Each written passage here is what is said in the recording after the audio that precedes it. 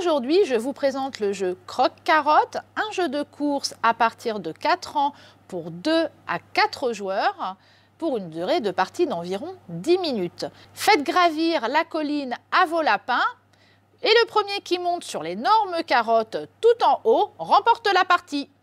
La colline est placée au centre de la table. Chaque dalle jaune représente une case. Chaque joueur va récupérer 4 lapins de même couleur et les place en bas des marches. Il y a des cartes qui indiqueront aux joueurs ce qu'ils vont pouvoir faire pendant leur tour. Le premier joueur, donc le joueur bleu, tire la première carte. Ici, on voit un lapin avec 3 dalles jaunes, donc il va pouvoir avancer de 3 cases. La carte va être mise de côté, il prend son petit lapin et il avance 1, 2, 3, de 3 cases. C'est maintenant au joueur rose, le deuxième joueur, de jouer. Il va prendre une autre carte et lui, à 2 dalles, il va pouvoir avancer de 2 cases. En fait, sur les cartes, vous avez 3 déplacements de 1, de 2 et de 3. C'est maintenant au joueur suivant de tirer une carte. Il prend une carte, aïe, une carotte. Quand on tombe sur une carotte, il va falloir faire tourner la carotte qui se trouve en haut de la colline dans le sens des aiguilles d'une montre. Donc lui, il ne va pas avancer de cases. Donc il fait tourner la carotte, hop. Et malheureusement, le lapin, le premier joueur, le lapin bleu, était devant la petite taupe qui l'a fait tomber. Il tombe en bas de la colline et il se remet en bas et il va falloir regrimper. Sinon, il y a également, quand on tourne la carotte, d'autres pièges, comme par exemple un trou, oups là, excusez-moi, ça fait du bruit, que l'on voit ici.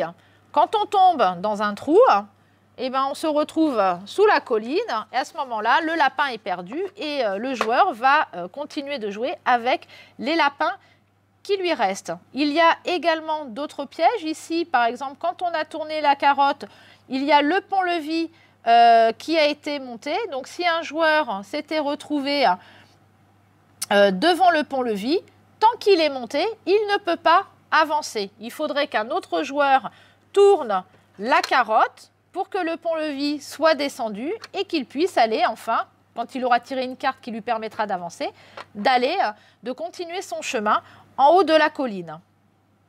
Il y a encore un troisième piège qui se trouve ici. Donc cette petite barrière, quand on tourne, elle peut se déplacer et faire glisser donc notre lapin sur une dalle de la ligne d'en dessous. Et donc il va falloir recommencer à grimper.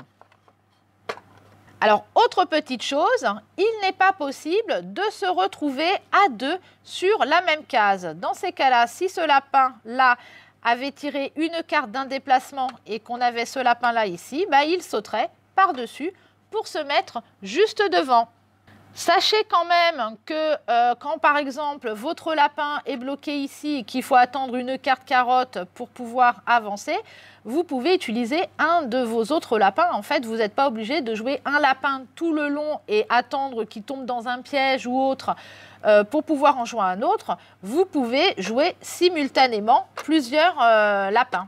Vous faites comme vous voulez. Et enfin, le premier qui arrive tout en haut et qui se place sur la carotte remporte la partie. Les enfants vont beaucoup s'amuser à tourner la carotte et tout le monde sera attentif au piège. Qui va tomber dans le trou? Est-ce que la taupe va me pousser? Est-ce que le pont-levis va me faire glisser?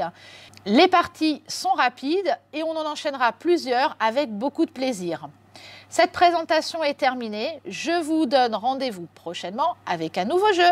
À bientôt!